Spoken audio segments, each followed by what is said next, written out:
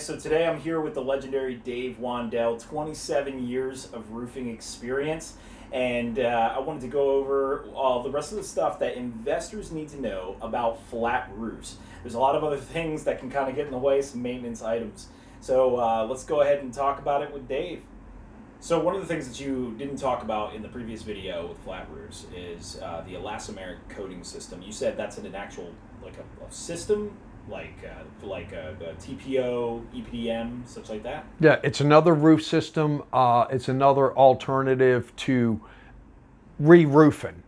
Okay. Okay, so it's meant for you have an existing roof, whether it's TPO, torch, EPDM. Okay. It can be used on concrete because you do have concrete roofs out there. All right. It can be metal roofs. So are there concrete and metal flat roofs? Yes.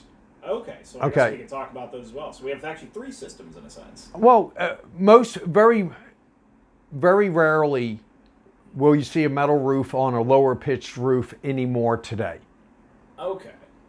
All right. But in the late 1800s, early 1900s, they did put metal roofs on. A lot of your roofs in the city have metal roofs underneath those hot tar roofs. Okay. All right. And so but we don't do it anymore because they're very prone to leaking. So I guess we'll talk about that as well right after. I guess for this elastomeric, I guess we'll hit them one by one. Sure. So elastomeric roof system. You didn't mention talking about it, but is it similar to the TPO, EPM in the fact that it's a 20-year roof? It is, depending on how much money you spend on the product, on your coating, it's anywhere from a 5-year roof up to a 20-year roof. Okay. All right. So, I'm assuming you'd always recommend a 20-year product? I think it depends on what you're trying to accomplish with the building and with what's your plan. Is this a long-term hold for you, or it's something you're going to sell in a couple of years? I'm still not a big fan of coatings versus putting on a membrane system. Okay, so from your perspective, you would never see any reason to add this elastomeric roof system versus TPO roof? Not necessarily. We have installed them before on some commercial buildings where there's a big difference in cost between the TPO or the EPDM or anything versus the coatings. Okay, and I'm just not a big fan of counting on a coating. There's a lot of prep work that needs to be done first. You have to wash the roof. Basically, you almost have to power wash the roof because you have to get rid of any dirt, any debris, anything. Otherwise, your coating, which is basically similar to paint, is not going to adhere. All right. Okay?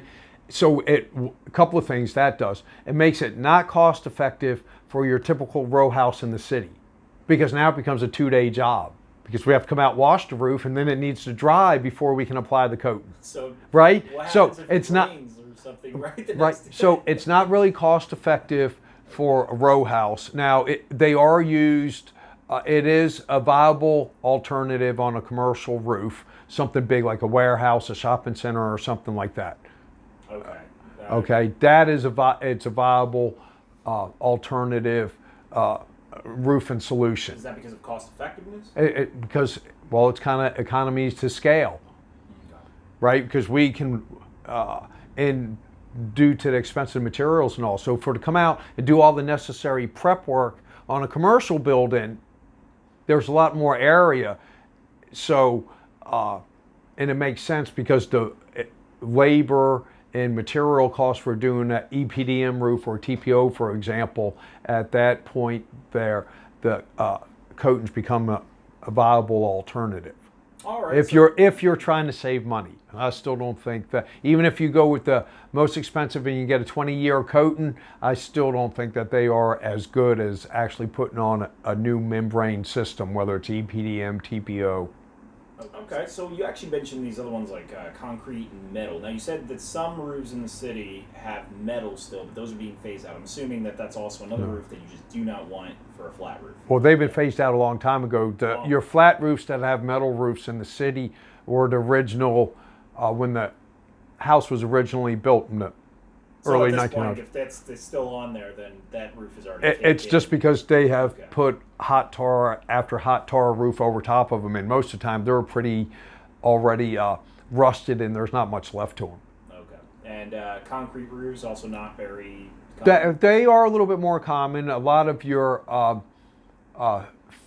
factories, warehouses Yeah. might have a concrete roof over a small section, like maybe over a stairwell or over a utility room or something where like all the mechanicals are off on the side of the building. They might actually have a concrete roof that might be 6-8 inches of concrete, and that does need to be waterproofed somehow with something.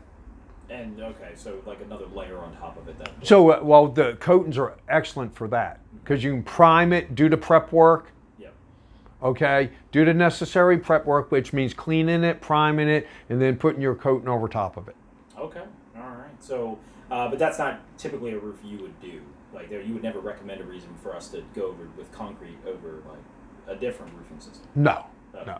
So, are there any concerns about weight on a flat roof? Like, you know, we got a lot of snow and such. I mean, is there a code regulating? I think you mentioned a code regulating like the amount of layers on a flat roof. Well, code says you're not supposed to have more than 2 roofs, 2 layers. Yeah. And the reason for that has to do with weight load, which can come into effect when it snows.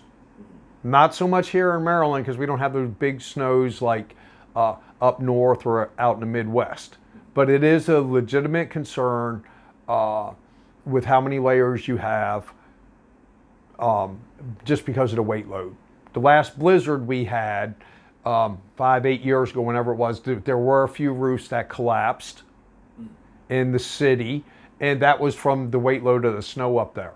And it wasn't, the snow was the final thing. The initial issue was that those roofs that collapsed probably had 3 or 4 layers of roofs on them already, and then you put the snow on there and it was just too much. Okay, but now there's really no fear of that as long as your roof is up to code. Right, that's correct. If your roof's up to code. Okay, so just make sure they And, don't keep. and a lot of these, sooner or later, you need to tear these roofs off, the flat roofs, and get down to the wood and start all over again. And the concern is the weight. Is it common that you find houses are not up to code? I would say there's a good percentage of the flat roofs in the city that are not up to code. So that they have too many layers on them already. Okay, all right, because it's cheaper to do that. Yeah. I'm going to say that a good bit the houses built prior to 1940, or most of them probably do not meet code because they have just kept putting layers on top of layers because nobody wanted to spend the expense to tear the roof off and start over again. So would you recommend if you buy a house, even if it's not a gut rehab or anything like that, but if you buy a house that's previous to 1940, just go ahead and throw a new roof? Like, I think you need to have an experienced roofer that is familiar with flat roofs to find out how many layers that are on there. And then there's a couple of different ways that can be accomplished. Sometimes you can just look at the edge of the roof and look at how many layers of how many pieces of drip edge there are. Okay. If you see 3 different drip edges at the edge of the roof, you know there's 3 layers on there. Okay. So, but sometimes you can't tell by looking at the edge. You can always take a core cut. All right, so there's a lot of different techniques. To determine how many layers are up there. So I know you talked to a friend of mine, another investor, about his satellite dish when you went to do the roof. And you had mentioned that you won't be able to get the alignment perfect or correct, I guess, when you have to reinstall. You had to remove that satellite dish and put it back on. Is there a concern about satellite dishes? I know a lot of our tenants have the case. Well, remember, your satellite dish is aligned up with the satellites in the sky wherever they are. So they have to be at the right angle, the right degree. If we have to move that satellite dish in order to do the roof, most likely we are not going to get it aligned up perfectly. So you're not going to have signal. You're going to have the satellite company come back out and realign it. So, anything else like AC units? I know those are also commonly put on rooftops. Are there any concerns with that regarding when you're working on the roof? So most on your residential application, um, the AC units normally just sit on the roof versus a lot of times your AC units on a commercial building, it's actually part of the ductwork and all comes up to the roof and they actually sit on a curb. But most of your residential, that your outside unit may be up on the roof and your line set runs through the roof. Yes. And the problem that I see most of the time is with the line set, because the unit gets put up there, the HVAC guy might put a vent collar around it, he might just cut a hole in the roof and not put anything around it and just fill it up with caulk or spray foam or something like that. Anytime you have a line set or cable lines, anything that runs through the roof like that, you're supposed to put what's called a pitch pocket around them, which is basically a square, and then that gets flashed to the roof, and then we have a special sealer that we use to fill up that pocket that seals around all of the cables and wires that go down through the roof. So if I have you come, like say I have an existing AC unit and I have you work on the roof though, there's no real concern other than that line set. There's no concern for you, like the satellite dish, it won't not work anymore, right? No. It's nothing like that. Right. Okay.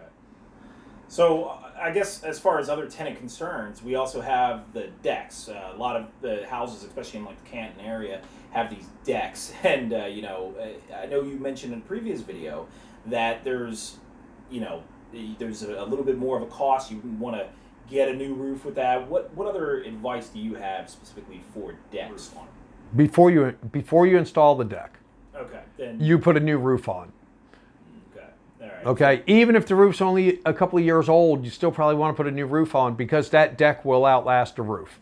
How much more of an expense will it be when we need to replace the roof underneath the deck? Well, at that point, this is a place where, depending on how much room you have, if unless the roof is 4 feet up off of the roof, you don't have that many options for what kind of roof to put on, which is a place where the coatings might come into play and work very well.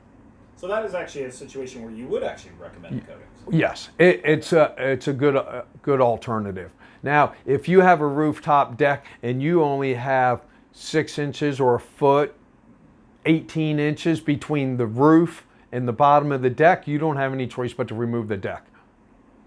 So Because you need room to work. Yeah. And that is why you should put a new roof on before you build that rooftop deck. And that'll give you 20 years. That'll give you 20 years. If you put a TPO roof on or EPDM roof, that'll give you 20 years. And it will probably give you more than that, because remember, the sun is what breaks down the roof more than any other factor. So if you have a deck over top of it, your roof's not getting very much sun, if any at all. So what if I buy a house in the Canton Highlands area? They got all those decks everywhere. What if I buy one and it needs to be replaced? How much should I consider that I'm going to be spending more to get the deck removed and rebuilt in order to redo this roof? So what does it cost to build a deck? That's right? All right. So you have to add all that back on to the cost. Yes. Okay, so that can be actually a real nightmare. It could be extra. If you're going to buy a roof, buy a house that already has a rooftop deck on it, how old that roof is a legitimate concern. Okay. Because if the deck has to be removed, it could very easily become a $25,000 expense between removing the deck, putting the roof on, and then building a new deck. All right, then. That's something huge, definitely. Huge. Okay. If rooftop deck, your biggest concern is how old is that roof, and then what are your options for replacing that roof? If it's high enough. If it's high enough, we can put a elastomastic coating on it, and You're good to go. and you're good to go. But if there's not enough room to do anything underneath that deck to install any kind of a roof system, you'll have to remove the deck. And you said it's about 4 feet is what you need. We need enough room to be able to get underneath there. So we need preferably 3 feet. 3 feet. Okay. Yeah, So because we have to get underneath there, which means we're crawling around. Yeah. We want to at least be able to crawl on all fours and not have to crawl on our belly. Right? If we have to get down and do that, then we're probably going to have to remove the deck. Okay. Then. Oh, and if we're doing a coating, we can maybe get away with just removing the deck boards and not the whole structure, but it still becomes an extra expense. So, do you ever find for tenants with these decks anything that they do that causes problems to the roof, since they now have access to it? Well, the one thing that can be concerned is if everybody's drinking and partying up there, that throwing cigarette butts, throwing lit cigarettes onto the roof. If you have an EPDM roof, that cigarette can certainly burn through that EPDM and cause a hole. Your torch roofs and your TPO probably not going to happen, but it is something to be concerned with. If you have a rooftop deck, you want to make sure that they're using the ashtrays. Okay, I guess there's really no way to enforce it, and obviously security deposit's not going to cover a new roof. Right. So reasonably, would you just recommend only using like the TPO? You said the TPO doesn't get burned through by cigarettes. Because it's a thicker material. So yeah. Would you always just recommend going with that route? I think for your flat roofs, in almost most applications, that the TPO is the best roof system to use. Okay. So I know also I heard in another conversation we had with an investor, you talked about leaves on a roof, and that if the trees are higher than the building, they get an accumulation of leaves. What was the concern there? Well, if you have a lot of foliage around your building and the trees are tall enough, that means the leaves, when they fall, are going to fall on your roof. And they tend to collect against the walls, around the drains, or through the scuppers. So you have rooftop, sometimes you'll have drains in the actual roof for the water to get out. Sometimes you just have gutters and the water runs into the gutters. And sometimes if you have your parapet walls all the way around, they actually go through holes in the wall called a scupper. The leaves, other than the gutters, and the leaves can fill up your gutters, but if you have drains or scuppers, those leaves will be carried there by the water and clog them up and block them up. Okay? So that can cause issues there with the water. The other thing that happens is if the leaves are staying on the roof and they stay there for years, they will actually start to break down and become dirt, and you will start having little trees or weeds or whatever growing up out of them, because it turns into like almost like a compost of dirt. And you start to have something, and those roots are going to go somewhere. So if you have a lot of foliage around, you should, and the other thing, when these organic matter starts to break down and all, it's going to give off different kinds of acids and chemicals as it degrades. So this is really a problem for flat roofs, not really the pitched shingle roofs and such. Right. So would you recommend just simply cutting down branches and such? Well, you don't want any branches touching your roof, because when the wind blows, that'll make them rub, and they can rub a hole in your roof. So definitely, you don't want any branches touching your roof. But if you do have trees but no branches, you still, at least every other year, probably want to get, if you go up on the roof and find out that the leaves are collecting and they're not blowing off, that probably every other year or so, you might actually want to get up there and clean the leaves off. I have 2 properties that I own that I go out there twice a year and clean the roofs off, because it clogs up the drains. So just twice a year. So this is not a heavy maintenance item. It's not, but I do go twice a year. I go to the beginning of the winter when the leaves start to fall, and I go again. Is this a service that roofers generally provide? Yes. And what is it's kind of like cleaning out your gutters. Yeah. Okay. And so it's kind of the same cost. But most roofs do not require this. But if you have, like I said, if you have trees around your building, around your property, you want to have that evaluated and determine whether or not you have a maintenance issue there. All right. So now that we've talked about all those things, is there anything else that you can think of that investors would probably need to know about flat roof systems before we move on to shingle and other style roofs for other videos? I think we have covered everything pretty well in these 2 videos. All right, perfect. All right. But if you have any questions, you can always give me a call. All right, guys, so that's everything about flat roofs from the legendary Dave Wandell, 27 years of roofing experience. And if you guys call the number here at the bottom of the screen, he'll give you guys a free estimate. He'll come out, give you the best advice for your roof. And he's MHIC licensed and insured, so he can pretty much do anything that you need. I know I've used him for all of my roofing needs. Perfect for the job. So without further ado, let me know if you guys have any more questions in the future videos. We're gonna be talking with him about shingled roofs, different types of pitched roofs and such. We're gonna cover everything. So let me know your questions and I'll make sure to ask Dave. Talk to you guys real soon.